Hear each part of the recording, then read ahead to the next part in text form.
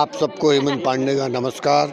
आप देख रहे हैं इंदौरी न्यूज़ को और इनके दर्शकों को सबको बहुत बहुत बधाई। बहुत नमस्कार, इंदौरी न्यूज़ पर आपका स्वागत है। आइए नजर डालते हैं आज की कुछ खास खबरों पर।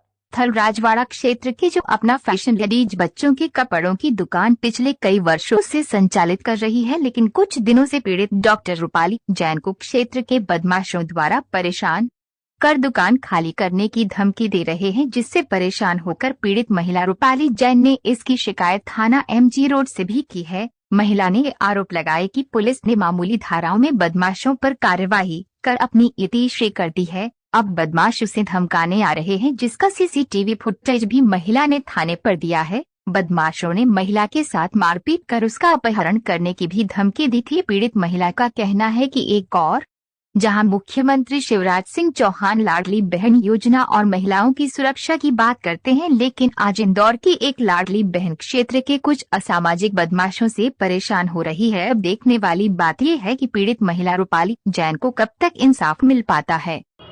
मैं इस दुकान को सालों से संचालित कर रही हूँ और मेरे दादा परदादा के टाइम से ये दुकान किराए से ली हुई है। और कुछ भू माफियाएँ हैं, कमल चौरड़िया, विमल चौरड़िया, इन्होंने गुंडे भेज के मुझ पे हमला करवाया।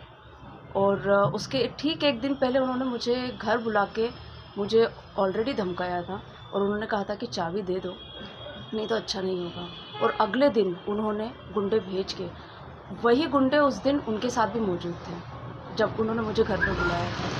और उसके बाद उन्होंने यहाँ बुला के अगले दिन मुझ पे हमला करवा दिया। यह दुकान किसकी है?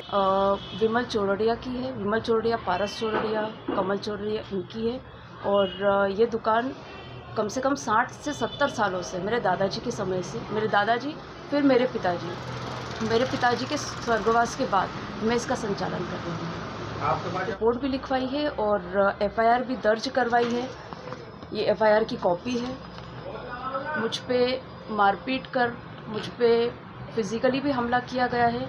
मुझे अपशब्द, मेरे लिए अपशब्दों का भी यूज़ किया गया है। मुझे रेप करने की धमकी दी गई है कि जैसे उज्जैन में कांड हुआ है वैसे यहाँ करके वीडियो वायरल कर दी। एक जानकारी जो मिली है, दुकान के मैं सालों से संचालित कर रही हूँ, तो प्रश्न ये उठता है कि मैं ताले क्यों तोड़ूँगी। ये दुकान मेरे पास है, सालों से मैं ओपन कर रही हूँ। आप लोग चाहें तो आसपास के लोगों से पूछताछ कर सकते हैं। मेरे पिताजी का स्वर्गवास पिछले साल हो चुका है। दरअसल ये मुझ पे, ये जो भू माफिया हैं, ये मुझ पे प्रेशर बना के किसी भी तरह से दुकान खाली करवाना चाहते हैं, दुकान पे कब्ज़ा करवाना चाहते हैं।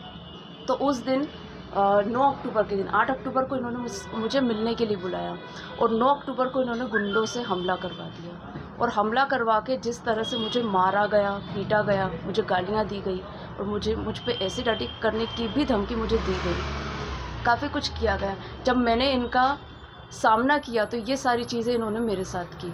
और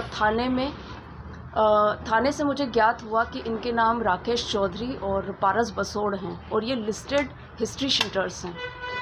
आपकी माताजी को जो 15 लाख रुपए देने की बात सामने आ रही है, उसमें क्या सच्चाई है?